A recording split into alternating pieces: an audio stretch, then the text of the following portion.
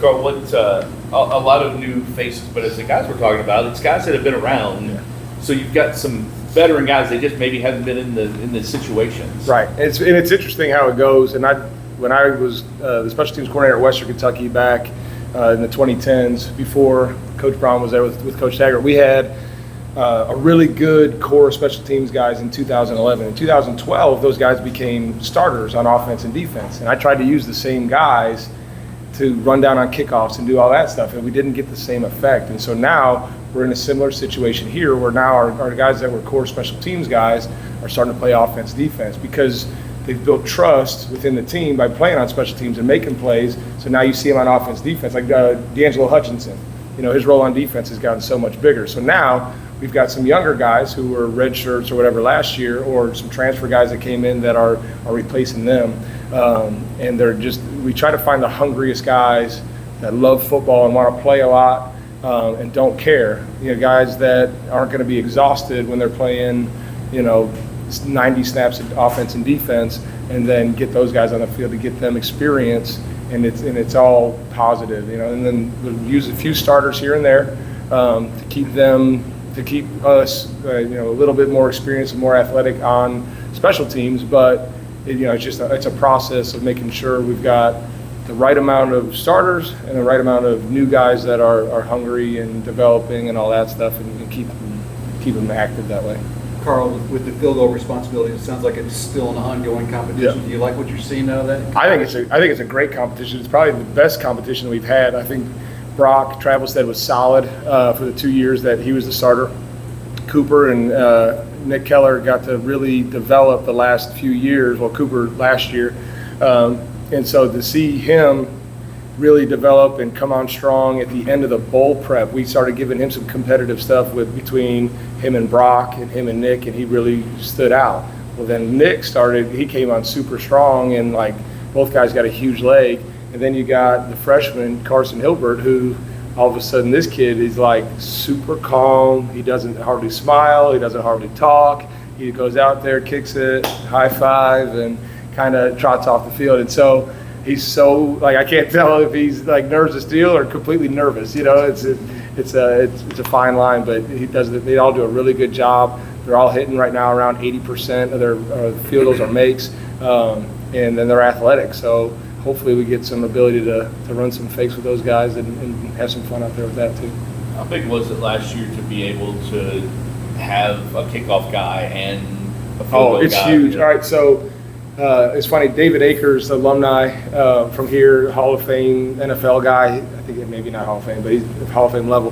But he tweeted out yesterday or a couple days ago something about college coaches don't give their kickers enough rest, and he was kind of critical. And I don't know who it was directed at or anything like that, but that is where it comes down to, is when you have a kickoff guy who's different than your field goal guy, who's different than your punter. Well, now you don't have to have them kicking a million balls during practice during the week. We can give them breaks. We can give them, and that's why we have the depth that we have here. We have 3 punters. We have 3 kickers. We have 3 snappers. So that way we can rotate days. We can give them rest, and they can come out fresh, and they can be strong when they come out as well. So it's that part of it. Last year was huge, and I think we'll be able to do that again this year too.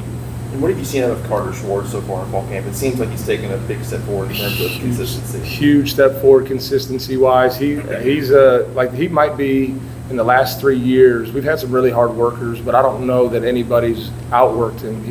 When he first got here, he had to work on his hands. So he was in the jugs machine, I would say, every day, catching at least 100, if not 200 balls every single day. Then he started working on his consistency with dropping the ball so he could punt it consistently.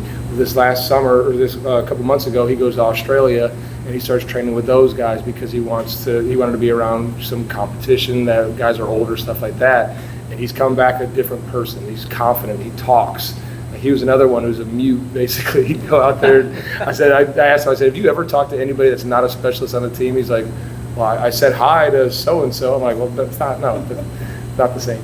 Go have conversations. But yeah, he's like that now. He's out there, and he's got a personality that is infectious a little bit, and he's confident, and that's what you need. And then we brought in David Chapeau from Central Michigan, who's a lefty, and so that ball does different things in the air than Carter's does. So we've got two really talented guys back there. And that competition, again, it's nice to have a fresh set of legs that you can throw in there every once in a while. If somebody gets rattled or whatever, it's part of the game. And, hopefully we can continue to do like we did last year and get some consistency, rotating guys and keeping a fresh leg and giving people different things to look at as we go. Quick follow-up, kind of random, but what is it about Australians that just makes them so good at kicking? All right. So I lived in Australia for a year after college. So I got done playing. My wife had a scholarship, and I got to go out there and kind of see it firsthand. But I was coaching on a team, but they could all punt. None of them could throw.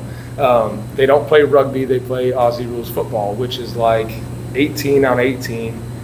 It's huge field. Like you picture a 400-meter track and cover that in grass and everything. So they play on that. There's some goalposts, but it's all kicking the ball, passing it to each other that way. So they grow up and when they go play catch, they're kicking the ball to each other playing catch, and then they get tackled while they're playing the game. You know what I mean? So it's like football mixed with basketball mixed with soccer. So it's crazy sport, but that's how they grow up that way. Like we grew up throwing footballs and baseballs, and it's just different. And so I think we have some really talented punters here that just it takes a couple of years to get them on that same level, and Carter is living proof of that. So it's good. To have Shai back, and how much does that help just the whole process of everything? I think he might be more mature than me. He kind of keeps all of us in line. He's a great leader that way. He's, like if somebody's acting immature, he's going to tell them, hey, man, we don't do that. If somebody is doing a good job, he's going to tell them, hey, man, you're doing awesome. And it feels good when he tells you that you've done a good job because it's sincere, it's genuine. So he gives us a leadership quality that's excellent. And then his experience as a player, like in certain situations, he knows what's coming. And I think he makes him like a coach on the field. He could help out the punters, but he could also help out the guards and the tackles and the guys in the shield and stuff like that. And so that experience is huge because it gives you just another set of eyes that's out there on the field and more experience. And then he's super talented. Like, I don't know if you know this, he's like a 7-time Taekwondo world champion, like when he was a little kid.